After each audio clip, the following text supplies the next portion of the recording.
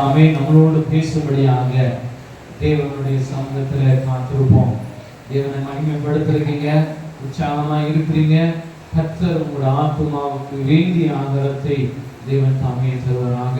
நம் அனைவருமாய் கரங்களை தட்டி நம்ம அச்சோட்டத்தில் வரவேற்கலாமா?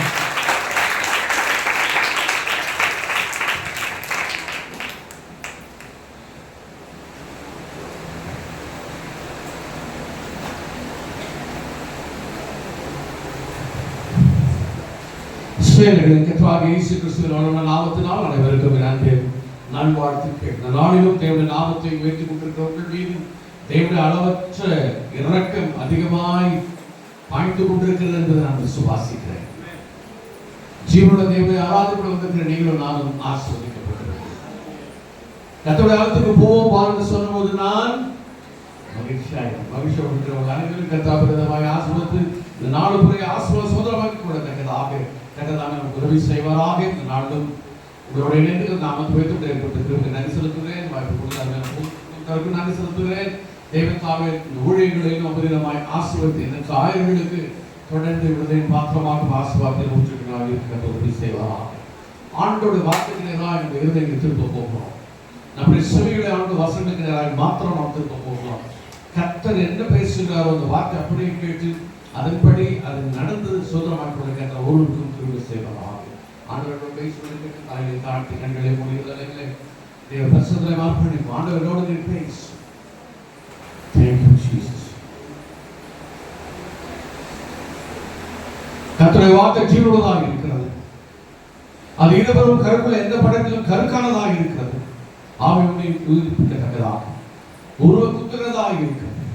அப்படிப்பட்ட வல்லமையுள்ள வார்த்தைகளுக்கு நேராக நகர்ப்பட. Thank you Jesus. கடந்த நாட்களெல்லாம் நம்மை கனிமணி போல கத்திருக்கிறார். இனியும் காப்பதற்கு வல்லமையுள்ளதாக இருக்கிறார். அவர் வருகை பரிதாபம் தேவன் நடத்த போதுமானவர்களாக இருக்கிறார்.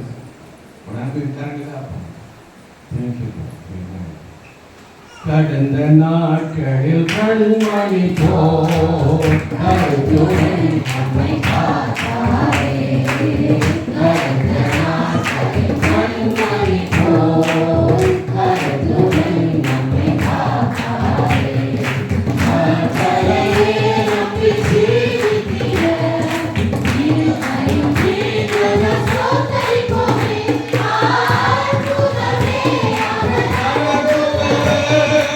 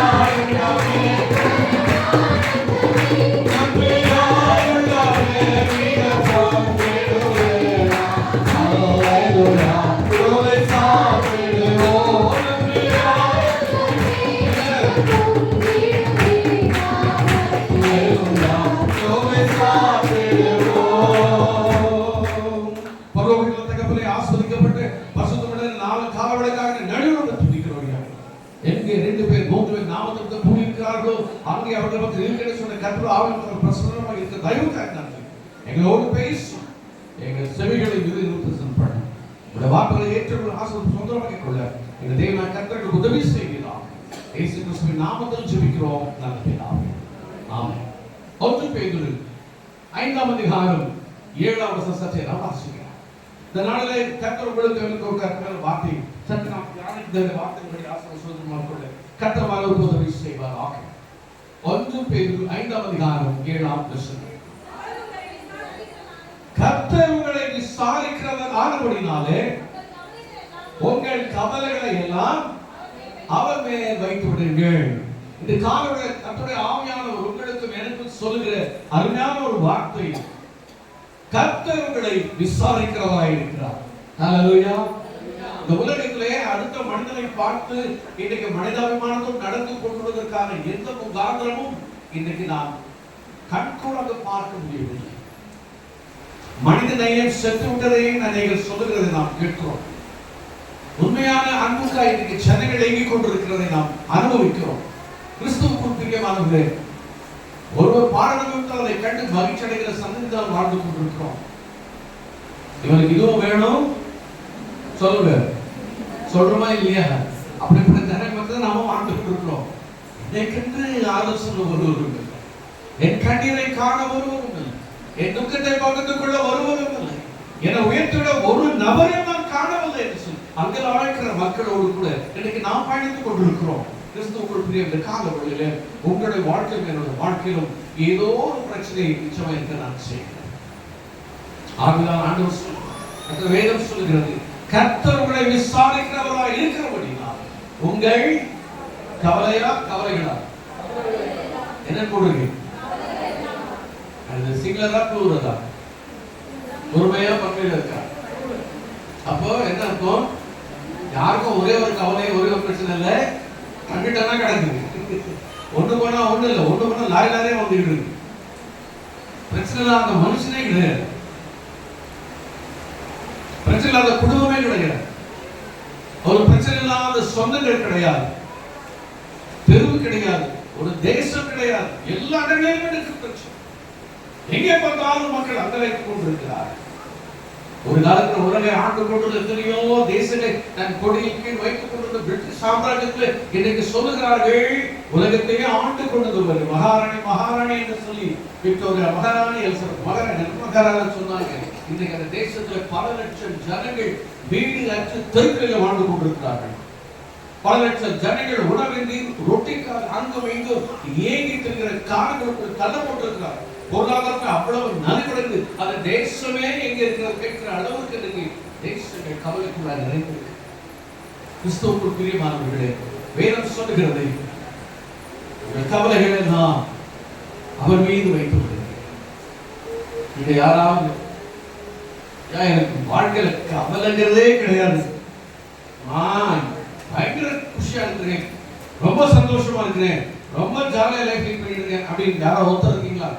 ஒரே ஒரு ஆள் இருந்தா சொல்லுங்க. உங்களை பத்தி நான் போறதுல சாட்டம் சொல்லிட்டு வரேன். ஒருத்தர் இருக்காரு,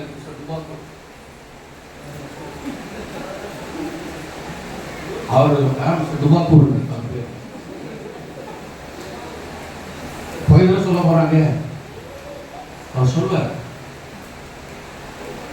அத்தனையும் போய் நடிப்பாத பிரியமானவர்களே, எல்லா நாடுகளிலும் பிரச்சனை. 55ஆம் சங்கீதம் 22ஆம் சங்கீதக்காரன் சொல்கிறார், அவருடைய வாழ்க்கையில கூட சில பிரச்சனைகள் வந்து போது அந்த வாழ்க்கை என்ன மாதிரி சொல்லுகிறார், பதிவு செய்கிறார், கர்த்தர் மேல் ஒரு பாரத்தை வைத்துவிடு, அவர் உன்னை ஆதரிப்பார், நீதிமானை ராஜாவாய் அவனுக்கும் பெரிய பாரம் இருந்தது, கஷ்டம் இருந்தது, பிரச்சனை இருந்தது. கர்த்தருடைய கிருபையால் வருகிறார். மாதம் 28ஆம் தேதி நமக்கு தீர்க்கக்கூடிய ஆண்டவர் இருக்கு. அதுக்காக நான் ஆயத்தப்படிக்காக ஜெபத்தோடு செயல்பட ஆரம்பித்தோம். ஒரு நாள் கழிச்சு என் மனைவி ரொம்ப எனக்கே ஆச்சரியமா, நானும் கடைக்கு வரேன் கிளம்பிட்டாங்க. ஒரு கூட்டம் எங்க வர மாட்டாங்க, இந்த நானும் வரது எனக்கு பஸ் இருக்குது, இவங்க எல்லாம் கூட்டிட்டு அலையுது அப்படி. சரி, இப்ப ஜனங்கள் விசுவாசோட கிளம்பிக்கணும். பார்த்தா பயங்கரம் மழை அடிக்குது. நம்ம போன கிடைக்கும், அங்க போனா இங்க கிடைக்காது, நீங்க கிலோமீட்டர் பேருக்கு அப்படின்னாங்க. நம்மளே இருக்க கடைகளுக்கு சேர்ந்துட்டோம். முடிச்சுட்டு இருக்கிறாலும் காரம் கிடைக்கல சொன்னா பொம்மல் வரணுமா புக் பண்ணது உடனே கேன்சல் பண்ணுங்க அப்படிங்கிறான். ஏன்னா உங்க ரோடு தான் ஃபாரின் ரோடு மாதிரி இருக்கு, உங்க ரோடெல்லாம் வண்டி ஓட்ட மாட்டேன் அப்படிங்கிறான். அவ்வளோ பொத்தலாம் கிடைக்கும் ரோடு. ஒரே ஒரு ஆட்டோ பேர் கண்டுபிடிச்சாங்க. இவ்வளோ பணம் கூகுளில் போட்டால் சரி சொல்றாங்க, ஓலாவும் போறாங்க, அதில் போட்டால் 150 ரூபா காட்டுது. அவனை தனியாக போய் கேட்டால் 250 ரூபா கூட எப்போ போய் சேர்ந்தா வீட்டுக்கு போதும். மூலம் ஆட்டோ, அந்த ஆட்டோ பார்த்தோன்னா பயந்துட்டேன். அதில் ஹேண்டில் பார் மட்டும்தான் இருக்கு. பின்னாடி ஒரு சீட் இருக்குது. நான் தடவை பார்த்த சீட் உட்கார உருட்டு வந்துருவாங்க. அப்படி கிடையாது நிச்சயமா ரெண்டு தாக்குவான். அதெல்லாம் தைரியம் உட்கார கேட்கிறான். என்ன செய்ய தெரியல. பாவம் அவரோட படம் பாவம் நடத்தணும்.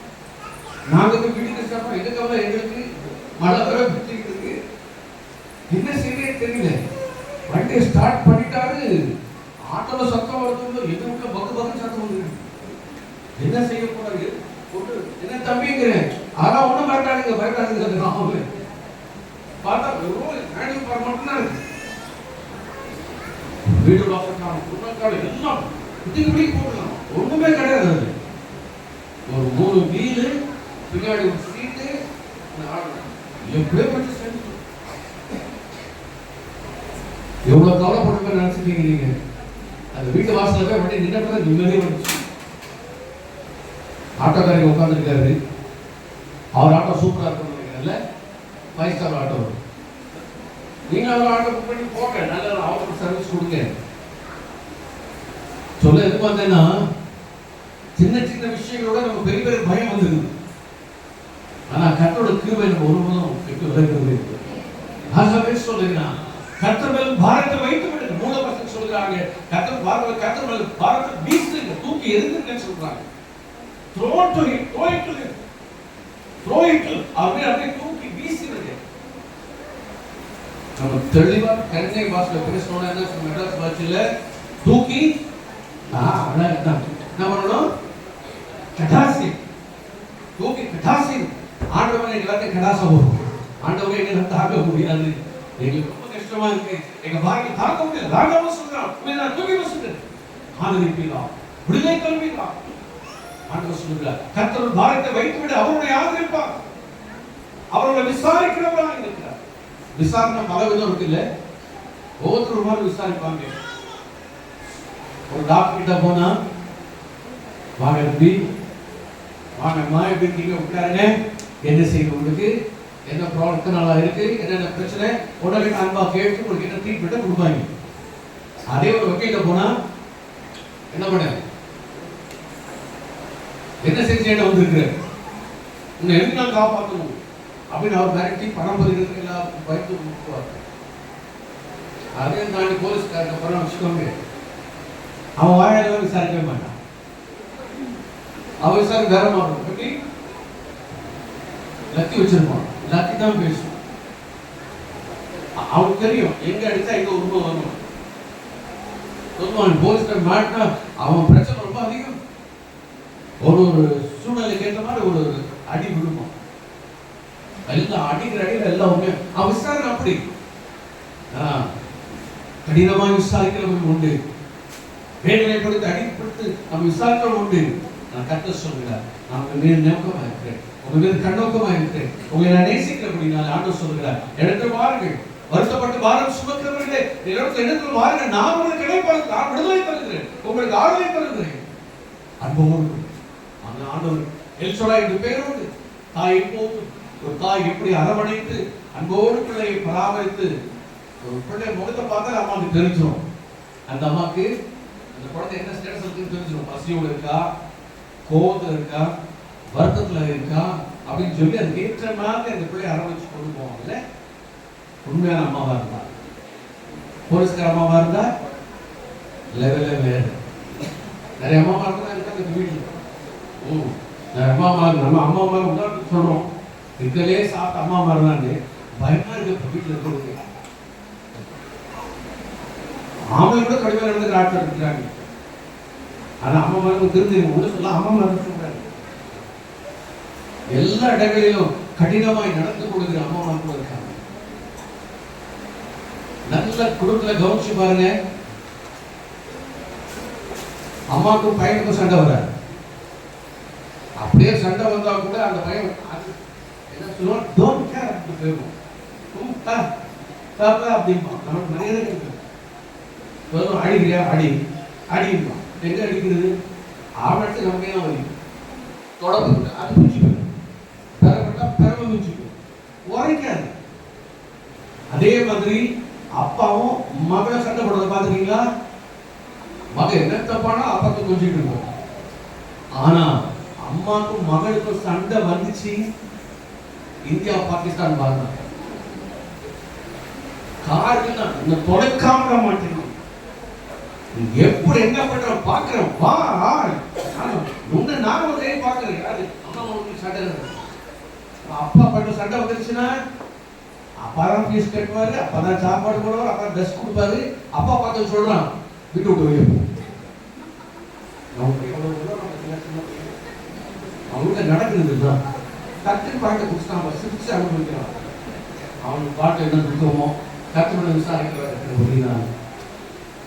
எல்லாம் நடக்கு. நல்லா யோசித்து பாருங்க. ஒவ்வொரு குடும்பத்திலையும் படிக்கிற பையன் அப்பா பார்த்து சொல்றான் வீட்டு விட்டு வெளியே போ, இல்லைன்னா வாணி கொடுக்குறான். அம்மா அப்பா சொல்றான் உன் புருஷன் சொல்லி வை. என் லைன் அடிக்கடி கிராஸ் பண்றாரு. இதெல்லாம் சரியில்லை. நடக்குதா இல்லையா? இதான் நடக்குது. நீங்க என்ன இப்போ சித்து மொழி போயலாம் உள்ளுக்குள்ள குத்தம் என் வீட்டுக்குள்ள நடக்குது. வீட்டுக்கு வீடு வாசப்படி விசுவாசியா இருந்தாலும் சரி, பாஸ்டா இருந்தாலும் சரி, பிஷப்பா இருந்தாலும் சரி, மாடரேட்டராக எவனா இருந்தாலும் சரி, எல்லாருமே இதே சொல்லப்படாது. நிம்மதி இல்லை, வேதனையோட வாழ்ந்து ஆண்டவர் சொல்றார் எந்த பிரச்சனை இருந்தாலும் என்று வாருங்கள், நான் உங்களை விடுதலை தர போகிறேன். கிறிஸ்துவுக்குள் பிரியமாக என்னோட வாழ்க்கையில் கொண்டு வந்திருக்கு, வேதனை வந்திருக்கு, துக்கத்தோடு வந்திருக்கு, பிரச்சனையோடு வந்திருக்கிறீர்களா? ஆண்டவரை துக்கத்தை தாங்க முடியவில்லை, கண்ணீர் வடித்து நான் சோர்ந்து போயிருக்கேன். என்ன செய்வதென்றே தெரியவில்லை. எல்லா நிலையிலும் பிரச்சனை. சமயத்தோட ஸ்நானம் பேருக்கிறதுக்காக வீட்டுக்கு ஒரு தாய் வீட்டுக்கு வருகிறாள். குழந்தை பிறந்துருச்சு. புருஷனுக்கும் மனைவிக்கும் சண்டை. ஆனால பெத்த பிள்ளைய அப்பாவை பார்க்க விட மாட்டேங்கிறாங்க. அந்த பொண்ணு சொந்த தகவலை பார்க்க விட மாட்டாங்க. இப்படியே பார்க்காத ஏன் பிள்ளை பிரச்சனை அதிகமாகி கடைசியில 3 மாசம் ஆச்சு, 4 மாசம் ஆச்சு. கடைசியில புருஷனை வீட்டுக்குள்ள சேர்க்கவில்லை, பிள்ளைய பார்க்க அனுமதிக்கவும் இல்லை. ஒரு நாள் வந்தான் வீட்டுக்கு. நான் பார்க்கணும் முடியாதுன்னு சொன்ன நேரம் அவன் வீட்டுக்கு திரும்பினா உள்ள போனா கதவை போனா தூக்கி படிச்சிருக்கு. அந்த பிள்ளைக்கு 5 மாசம் கூட ஆகுது. தகப்பன் யாரு கூட தெரியாது. அவன் பெற்றெடுத்த தாய் தகப்பனையே அறிமுகப்படுத்தாமல் அவருக்கு சண்டையினால சொந்த தகப்பனை இழந்து போய் செய்யும். நடந்து கொண்டிருக்கிறது நேரிடங்களில் குடும்பங்களில் பிரச்சனை. கிறிஸ்துவுக்குள் பிரியமானது. ஒருவன் தனிப்பட்ட வாழ்க்கை உடைக்கப்பட்டு வந்திருக்கிறான், குடும்பத்தில் உடைக்கப்பட்டு வந்திருக்கிறான், வேலை சந்தனை பாதிக்கப்பட்டு வந்திருக்கிறார், ஏதோ ஒரு பிரச்சனை வாட்டிக் கொண்டிருக்கிறார். ஒரே ஒரு காரியம் செய்ய ஆண்டவர் சொல்கிறார், நான் உங்களை விசாரணை எடுத்து வைப்பார்.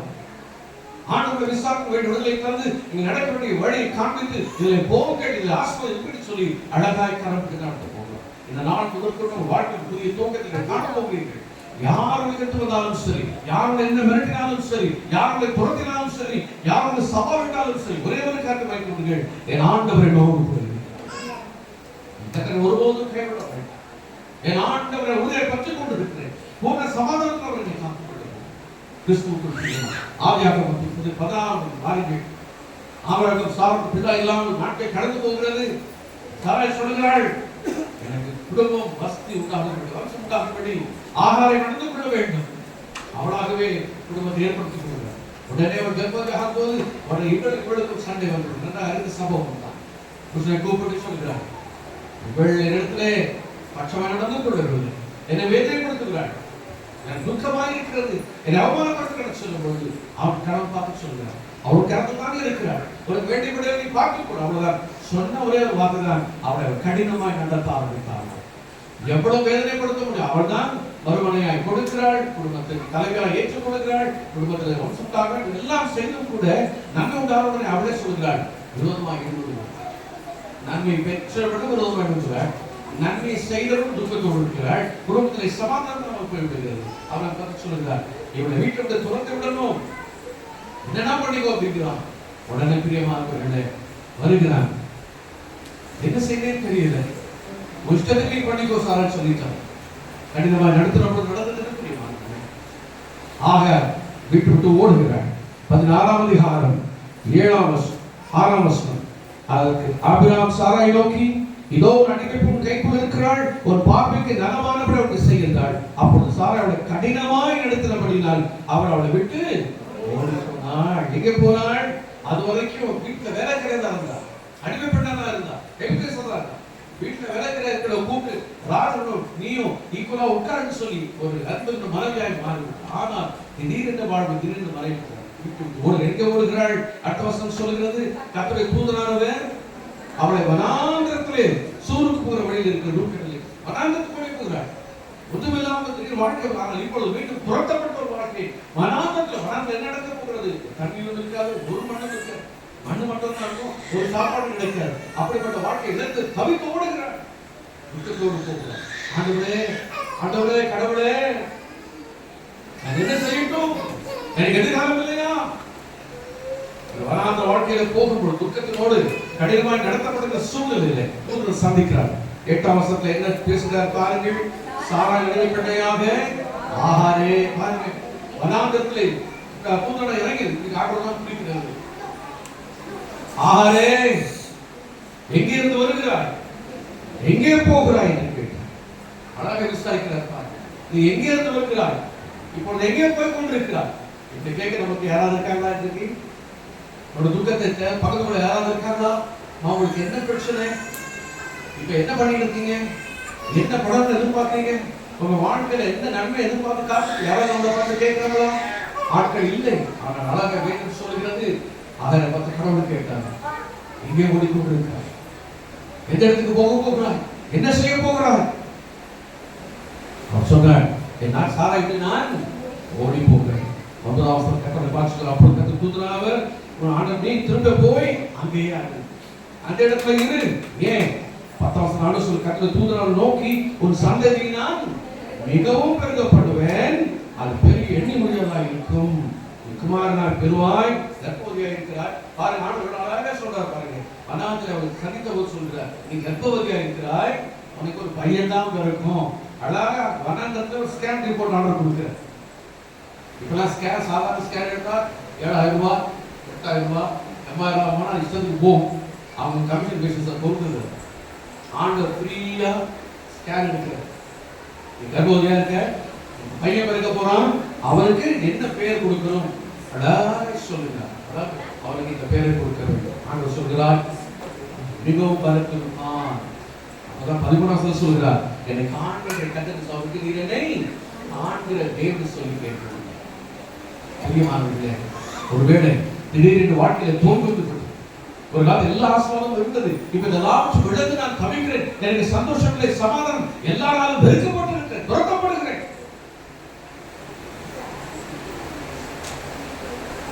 அவரோடு சொல்றீங்களா? எல்லாரும் கை விட்டுட்டாங்க. நிறைய பேர் சொல்லுவாங்க, ஐயா எனக்கு யாருமே இல்லை, எனக்கு யாருமே இல்லை, நான் ஒரு அநாதை இருப்பாங்க, வீட்டில் புருஷன் இருப்பான், மனைவி இருப்பாங்க, பிள்ளைகள் இருப்பாங்க, எல்லாம் இருப்பாங்க. ஆனா நம்ம என்ன டயலாக் இருக்கோம், எனக்கு யாருமே இல்லை, நான் ஒரு அநாதை.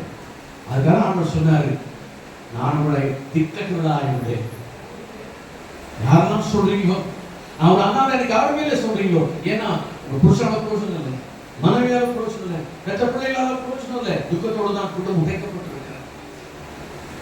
2 வாரங்களுக்கு முன்பு சரியா 1ஆம் தேதி நடந்த சம்பவத்தை சொல்லுகிறேன். பொண்ணு சொன்னாங்க, அங்கிள் உங்களுக்கு ஜோமணிக்கோங்க, என்ன சொன்னாங்க, திடீர்னு ஹாஸ்பிட்டல்ல அட்மிட் பண்ணிருக்காங்க, எல்லாரும் ஓடிட்டு இருக்கோம், என்னாச்சு, என்ன திடீர்னு கீழே விழுந்துட்டாராம் அப்படின்னு கொண்டு போறாங்க. சின்ன ஜோம் தான், ஆண்டவரே நீங்க காப்பாத்துங்க, அவ்வளவுதான். பெரிய ஜோமெல்லாம் ஒன்றும் பண்ணல, ஒரே லைன்ல முடிச்சுட்டேன், ஆண்டவரே நீங்க காப்பாத்துங்க, அவ்வளவுதான். நான் ஓடினாங்க, ஹாஸ்பிட்டல் பண்ணி பேஸ்மேக்கெல்லாம் வைக்கணும். அன்னைக்கு நைட்டர் முடிச்சுட்டு வருவாங்க, எல்லாம் வந்துட்டாங்க. 2 நிமிஷம் வரைக்கும் பக்கத்தில் ஓடினாங்க. என்ன பிரச்சனைனா, அவருக்கு 70 வயசு ஆகுது, தண்ணி கேன் போடுற வேலை பார்க்குறாரு, ஒரு வியாபாரம் கடை வச்சுருங்க. இப்போ எல்லாம் போயிட்டு தண்ணி கேன் போட்டு சம்பாதிச்சுட்டு இருக்காரு. அதை போட்டு தான் பையனை படிக்க வச்சு அவங்க இன்ஜினியர் ஆக்கி கல்யாணம் பண்ணி கொடுத்து இன்னைக்கு அவன் பல கோடி மதிப்புள்ள வீடெல்லாம் வாங்கி நான் மனைவி பிள்ளையோட தனியாக போயிட்டான். அப்பா பார்த்துக்கிறது, அப்பா விசாரிக்கிறது இல்லை, அப்பாவுக்கு ஒரு வேளை சாப்பாடு கொடுக்கறது இல்லை. ஆனால் அப்பா இப்பவும் கஷ்டப்பட்டு நான் 70 வயசுல வேலை செய்யணும். குடும்பம் என்னன்னா, கூட கொண்டாட்டி இருக்கிறா, அதே கொண்டாட்டி பக்கத்துல தனியாக சமைச்சு சாப்பிட்றா. 70 வயசுல அதே கொண்டு தனியாக சமைச்சு சாப்பிடுறா. யோசித்து பாருங்க, கிறிஸ்தவ குடும்பம் தான், கிறிஸ்தவ குடும்பம் தான். 70 வயசுல இல்லை தண்ணி போட்டு குடிக்கிறேன், தண்ணிக்கார போட்டு பிழைச்சிக்கிறேன், தண்ணியை சமைக்கிறார். மனைவி நேசிக்கல, ஒரே பையன் பாசம் வளர்த்தாரு, அவனும் நேசிக்கல. எவ்வளவு துக்கமா இருக்கும். அந்த துக்கத்தை தான் இறுதியும் பாதிக்கப்படும். இன்னைக்கு ஒரு வேலை வெளியே சொல்ல முடியாத கண்ணியோடு நீங்க போய்கொள்ளும். உறுதியா சொல்றேன், யாரும் துக்கப்படுத்துறாங்க, எஸ்பெஷலி அப்பாவை துக்கப்படுத்தாங்க, பெத்த தாயை துக்கப்படுத்தாங்க. வருத்தங்கள் இருக்கும், கோபம் இருக்கும், நாளைக்கு திட்டிங்கள அடிச்சீங்கல்ல, அதெல்லாம் இருக்கதான் செய்யும்.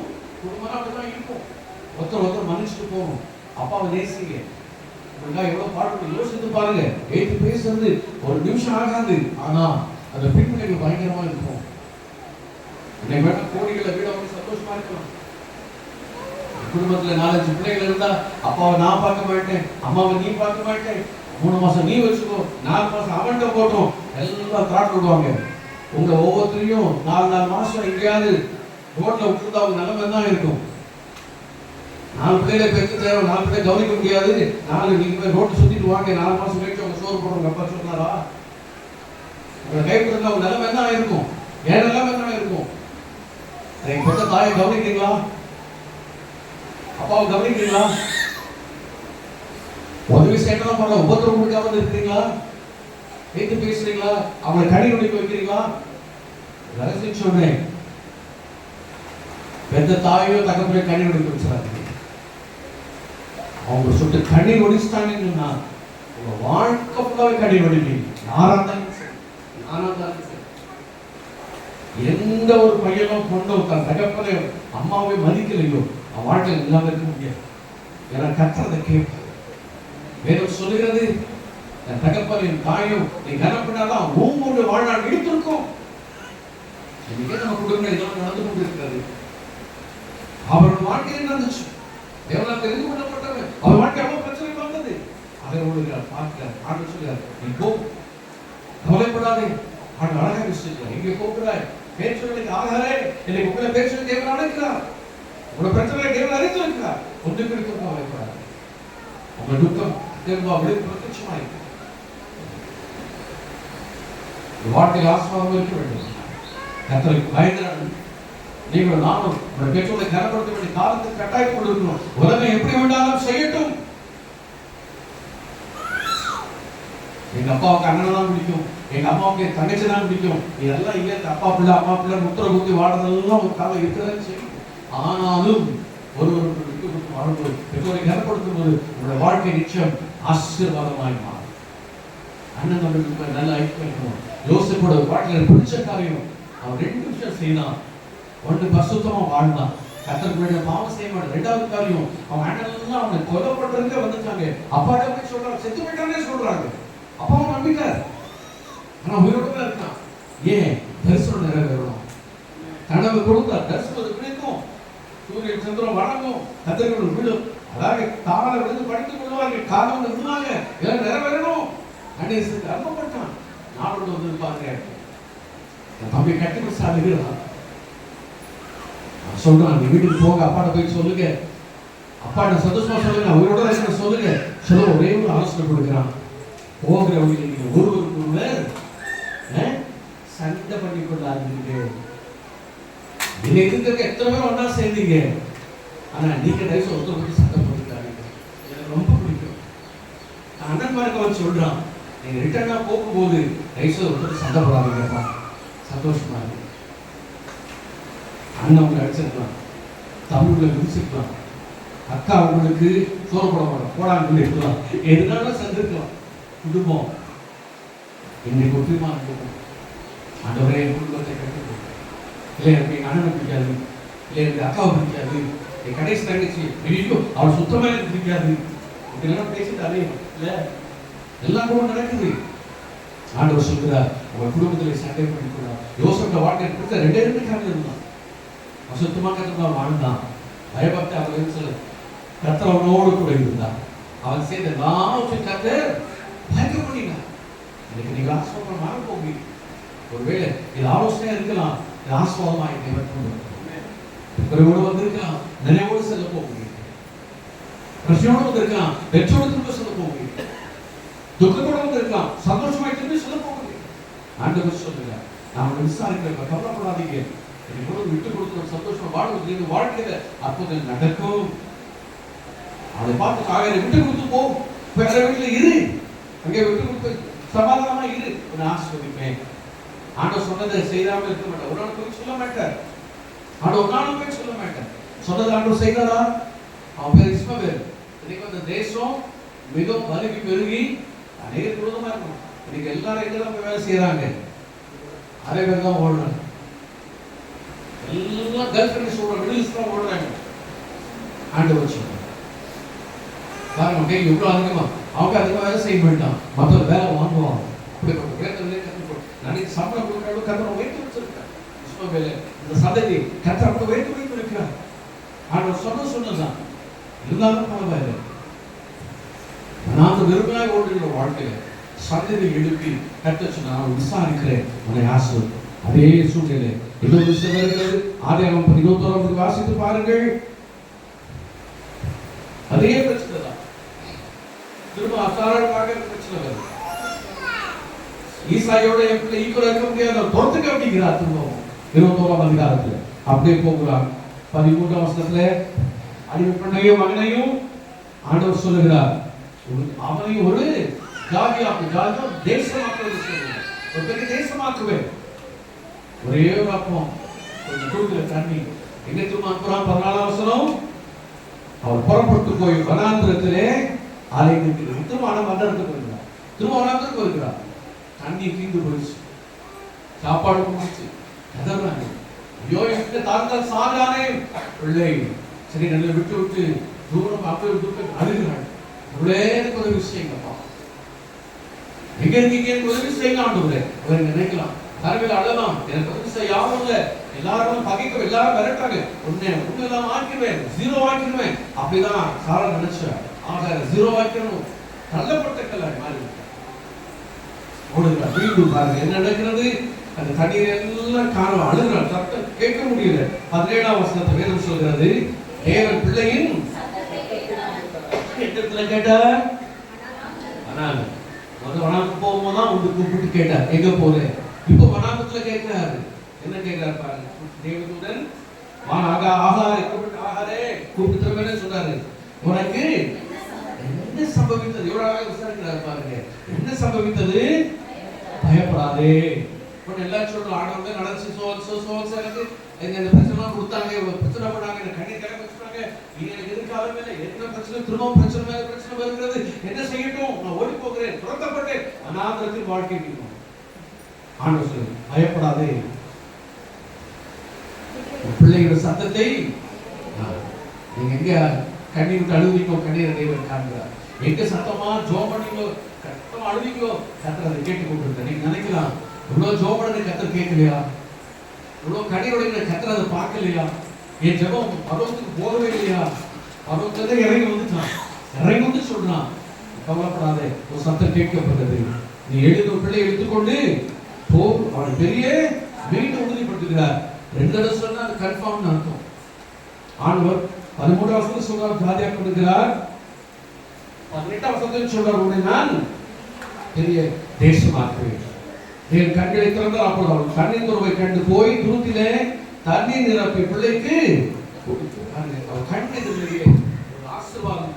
அனாந்திரம் உதவி செய்ய ஒருவரும் இல்லை, எனக்கு ஆதரவு சொல்ல கூட ஒருவரும் இல்லை, யாரும் கூப்பிட்டா கேட்க மாட்டாங்க. உண்மையில அனாந்திரம் தான், அனாந்திரம் தான். ஒண்ணு யாரும் கூப்பிட்டாலும் சத்தம் கூட கேட்காது, ஆள் இருக்க மாட்டாங்க. முதல்ல அப்படிமா வெயில் இருக்கும், ஒரு பயங்கரமான குளிர் இருக்கும், தண்ணி இல்லை, சாப்பாடு இல்லை. அந்த வனாந்திரத்தில் பிள்ளையோடு அழுது கொண்டிருக்கும் பொழுது ஆண்டவர் இறங்கி கொடுத்தார். ஏன் பயப்படுறேன்? உனக்கு நாளைக்கு என்ன பிரச்சனை சொல்லு. ஆண்டவர் சொல்ல திரும்ப அவனை ஆசீர்வாதம். பிரியமானவர்களே, அவர் பெரிய ஆசீர்வாதம் எந்த சூழ்நிலை இருக்கிறீங்க? வனாந்திரம் தள்ளப்பட்டிருக்கீங்களா? கனிமம் இருக்கீங்களா? வெறுமையாக்கப்பட்டிருக்கீங்களா? ஐயா ஒரு காலத்துல நான் அப்படி இருந்தேன், இப்போ ஒண்ணுமே இல்லாம இருக்கேன், வாழ்க்கை நிம்மதி இல்லை, சந்தோஷம் இல்லை. நான் வீட்டில் ஜொரம் எடுத்து படுத்து ஒரு சுடுதண்ணி போட்டு கொடுக்க எனக்கு யாருக்கும் இருக்க முடியல, யாருமே கண்டிக்க மாட்டேங்கிறாங்க. என்கிட்ட பணம் போது எல்லாம் இருந்தாங்க, என்கிட்ட ஒன்றும் இல்லை, யாரும் கைவிடப்பட்ட நிலைமையில் இருக்கு. கருங்களா இருந்தாலும் உங்களை காண்கிற ஒரு தேவன் உங்களோடு கூட உங்களை கரம் நடத்துகிற கத்தோடு கூட இருக்கிறார். அந்த வனாந்தரத்தில் கண்டதிலே ஒரு நீரூற்றை புறப்பட பண்ணுகிறார். இன்றைக்கும் நீங்க அரபு தேசத்துக்கு போனா அந்த துறவை நீங்க பார்க்கலாம். அந்த தண்ணி பேர் என்ன பேரு கேள்விப்படலாம் இல்லையா? ஜம் வாட்டர். ஒரு கணக்கு 6000 வருஷங்கிறாங்க பூமி வந்து. ஆதாம் உள்ள ஆபிரகாம் 2000 வருஷங்கிறாங்க. ஆபிரகாம் வந்து இயேசு கிறிஸ்து 2000 வருஷங்கிறாங்க. இயேசு கிறிஸ்து இன்றைக்கு வந்து 2024 வருஷம், மொத்தம் 6024 வருஷம். ஆபிரகாம் நாட்டில் தோங்கிச்சு. எனக்கு 4000 முன்னாடி தோன்றின ஒரு ஊற்று இன்னைக்கு வற்றாம தோன்றிருக்கிறது. அங்க போல அவங்க புரிய கொடுப்பாங்க. அதுக்கப்புறம் வேலை கொடுத்து வாங்கணும். இன்னைக்கு சொல்றது கொண்டிருக்கிறது. அதான் வற்றாத ஆசீர்வாதம். இல்லை நினைக்கிறீங்களா? என் ஆசீர்வாதம் போச்சு, எல்லாம் வறண்டு போச்சு, என்னை கண்ணீர் சிந்துனா கண்டது கண்ணீர் கூட வராது, என் நாள் மேலோட ஒட்டி கொடுக்கிறது, என் சரீரம் செத்து போகிறது, என்ன செய்யறேன்னு தெரியல. உங்க ஆவிக்குரிய வாழ்க்கையில போறான். ஜெபிக்க முடியல, வேதம் வாசிக்க முடியல, குடும்ப ஜெபம் இல்லை, நான் கர்த்தரை தேட முடியல, எல்லாமே சூன்யமாக என் குடும்பத்துக்கு விரோதமாய் பல தீரான கிரிகள் நடந்து கொண்டிருக்கிறது. என்ன செய்யலாம்? தேவன் உங்களை காண்ற தேவத்தை ஒருவரும் மறந்து விடாது. கர்த்தரை உறுதியாக பெற்றுக்கொண்டு கர்த்தரோட எப்போது இணைந்தே இருக்கு. Get connected to the Lord all the time. அவனோட எப்போது இசைந்தே இருக்கு. நீங்க சிறு பிள்ளையாரும் கர்த்தரை ஆசீர்வதிப்பார். 3 வயசான சாமுவேல் பேசினார். 16 வயசான யோசேப் நிலையோடு வாழ்ந்த இளமாரோடு வாழ்ந்து பேசினார். ரைட்? ஒவ்வொரு காலத்தில் பேசிக்கொண்டே இருப்பார். 80 வயசான மோசோடு பேசினார். 83 வயசான ஆரோடு பேசினார். எந்த வயசான ஆரோடு பேசிக்கொண்டு தான் இருப்பார். எனக்கு உங்களோட பேசுகிறார். ஆண்டவர் சொல்லுகிறார். ஆண்டவர் சொல்லுகிறார். நாம் விசாரிக்கிறோம். உங்கள் கவலைகள் எல்லாம் கர்த்தராக என்று வைத்து சொல்லுகிறார். அதை பார்க்கிறேன். கர்த்தரை கொடுக்கணும். ஆண்டவர் துக்கத்தோடு என் வாழ்க்கை இதுவரைக்கும் கிடைக்கல, எவ்வளோ ஆறுதல் தேடியும் ஆறுதல் கிடைக்கல, தோல்வி மேல தோல்வி, கண்ணீர் மேல கண்ணீர், வீட்டுக்கு போகவே இஷ்டம் இல்லை, வீட்டுக்குள்ள ஒரே இருள் நாளைக்கமா இருக்கிறது, என்ன செய்ய போகிற ஒன்றும் புரியவில்லையே, துக்கத்தோடு இருக்கிறீர்களா? கர்த்தர் வேணும் ஆசீர்வதிப்பார். உங்கள் கரங்களை எப்படி சொல்ல போகிறோம்? பயப்படாத, உன்னோடு கூட இருக்கிறேன், உன் கண்ணில் அப்போது நடக்க போகிறது. எதுக்காக சொல்லி வற்றாத நீரூற்றை போல இருக்க போகிறான். என் ஜீவன் நாளெல்லாம் நன்மையும் கிருபையும் தொடரும் என்று சொல்லி சொல்லியிருக்கிறார். சொல்லுகிறவனமாக இனி உங்கள் வாழ்நாள் முழு கர்த்தர் நன்மையானதையே உங்களுக்கு கொடுக்க போகிறார். ஒருவேளை ஆளுக்கு வரும்போது கஷ்டப்படும் இருக்கார், ஆனா போராட்டத்தோடு வந்திருக்கலாம். இந்த ஆண்டு வருவதை விடுதலை செய்து ஆசீர்வாதம் திரட்சியோடு ஒரு துக்கத்தை எல்லாம் அவங்க வைத்து எந்த கவலையோடு வந்தீங்க? ஆண்டவர் குழந்தை இல்லை, கர்த்தர் குழந்தையை தருவார். ஆண்டவர் சரியான வேலை இல்லை, ஆண்டவர் வேலையை தருவார். ஆண்டவர் என்ன பாஸ் பண்ண முடியல, பாஸ் பண்ண வைப்பார். ஆண்டவர் உயர்வு கொடுக்க மாட்டேங்கிறார், கர்த்தர் உயர்வை கட்டளையிடுவார். எனக்கு ஒரு சொந்த வீடு இல்லை, சொந்த வீடு ஆண்டவர் தருவார். எல்லாவற்றுக்கும் மேலாக ஆண்டவர் அறிகிற அக்கில் வளர்ந்து உதவி செய்கிறேன். ஆண்டவர் உறுதியாக பற்றிக்கொள்ள போவார். ஒரு ஆரோக்கியத்தை தேவன் தருவார், அபிஷேகிப்பார், உதவிகளை முறிப்பார், ஆரோக்கியத்தை வர பண்ணுவார். அவளான ஆஸ்திகளுக்கு அதிபராய் மாற்றுவார். ஏற்கனவே என் ஆண்டவர் இன்றைக்கு முடிவு கொடுக்கிறார். அது வார்த்தைகள் ஒன்றுமே கலந்து விடுகிறது. இந்த தேவன் என்று சதா காலம் என்னுடைய தேவனாய் இருக்கிறார். அவர் வருகை வருது நடந்து கொடுத்தவர் போதுமானவராய் பிரச்சனைகள் மூச்சுக்கு தேவன் வைக்கப்படுகிறார். சமாதானம் தேவன் கொடுக்க விரும்புகிறார். ஆச்சரியமான ஆசீர்வாதங்களை கொடுக்கக்கூடிய தேவன் எழுத்தப்படுகிறார். ஒன்றை கொடுக்க மனுஷனை விதிக்கிறார். தலை மீது எல்லாவற்றையும் போடும். ஆனால் சொல்கிறார், தன்னுடைய கடவுள் இப்பொழுதோ கர்த்தரை செழிப்பானதுக்கு கூட்டு வந்திருக்கிறார். இனி நீங்கள் செழிப்பை காண போகிறீர்கள். கர்த்தரை நம்புகிறீர்கள், செழித்திருக்கிறீர்கள். கர்த்தரை நம்புகிறீர்கள், பாக்கியமில்லாத இருக்க போகிறீர்கள். ஒன்று கொடுக்கிறார்.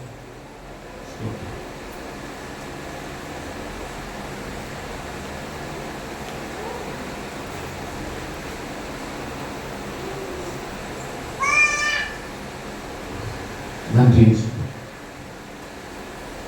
கர்த்தரை நடத்துவார். அவர் விசாரிக்கிறவர்களுக்கு ஒப்பு கொடுக்கலாமா? ஆனாதி தேவனோ நடக்கலமே நித்திய புயல் ஆதாரமே. ஆனாதி தேவனோ நடக்கலமே நித்திய புயல்